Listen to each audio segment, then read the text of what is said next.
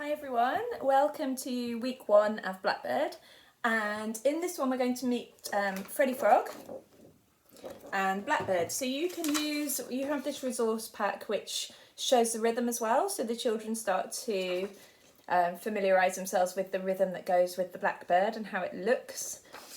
Or you can use the bigger versions that you've also got of the animals. And the first thing we're going to do is get them thinking a little bit about how the rhythms are different. So we're going to clap the Blackbird rhythm, Blackbird, Blackbird. And then we're going to ask them, holding this up, to clap the Freddy Frog rhythm, Freddy Frog, Freddy Frog. And at the moment we're not asking them to read any rhythm, we're just trying to get them to think a bit about how those rhythms are different. So you could ask them how the two rhythms are different, and then see if they can recall them at the end of the lesson as well, and keep bringing that back. After this we're looking at legato, so very smooth playing, and staccato, which is bouncy. So that's the main aim of weeks 1 and 2 in the curriculum. And so what you can do is either play the Freddy Frog song yourself, or you can play it on the track that we've provided. And as you play it, can you ask the children to jump up and down? And you can sing the song or play it again on the recording. And so they're gradually getting to know the words, but the only thing they're being asked to do is bounce up and down to represent the bounciness of the staccato.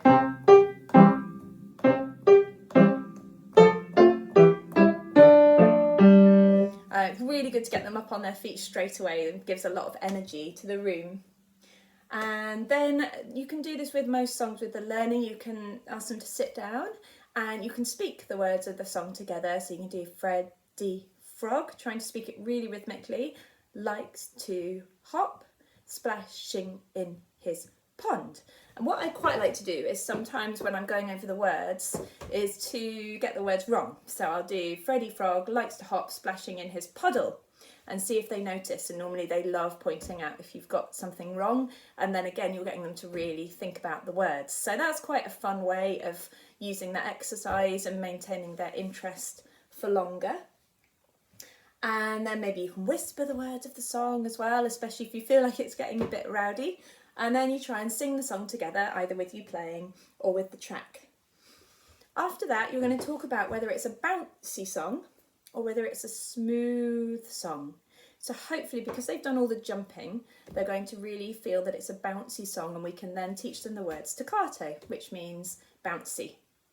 And that's an Italian term, so a lot of the terms that we use in music are Italian. Staccato, legato, forte, piano. You can ask them about Italian. What do they know about Italy? Have they been to Italy? Have they ever eaten pizza or pasta?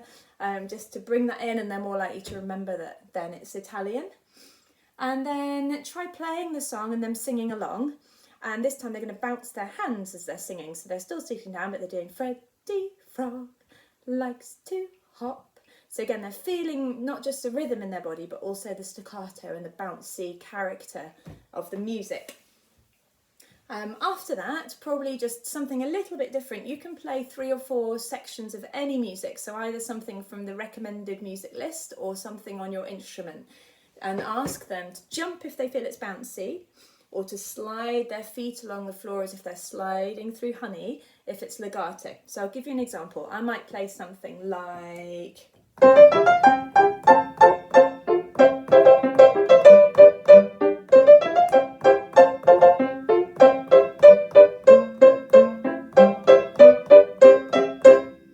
hope that they would then agree that that was quite bouncy.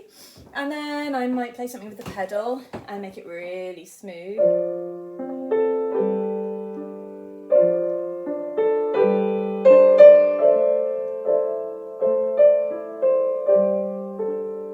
Now, if they're finding that easy, what you can do if you're playing it on your own instrument, you can start to alternate within the same piece. So, for example, you might do your...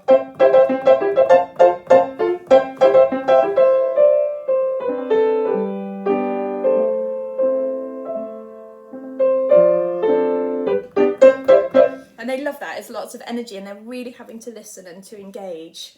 So when you've played that exercise for a while, Then you can sit down again as a group, and this time you're going to sing Twinkle Twinkle together, which they'll all know, and ask them to, because it's a very legato song, ask them to move their hands around the floor while they're singing Twinkle, twinkle, little star.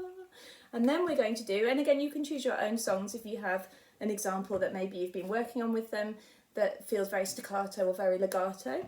We're going to do the 1, 2, 3, 4, 5, Once I Caught a Fish Alive, which they can sing in a very staccato way. 1, 2, 3, 4, 5, Once I caught a fish alive.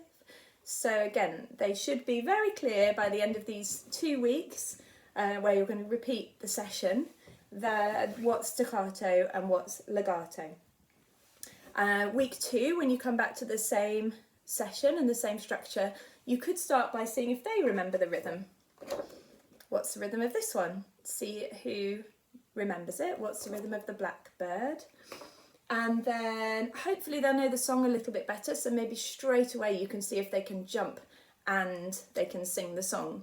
So you can find your own variations with week 2, but by the end of this session they should be able to repeat the pattern of Freddie Frog and the Blackbird, physically respond to the music, either jumping or moving slowly, bouncing their hands or moving them slowly around the floor, and really understand the difference between legato and staccato. And again, maybe when they go home, you could ask them to listen to music and start to think, or tell their parents whether that's legato or staccato.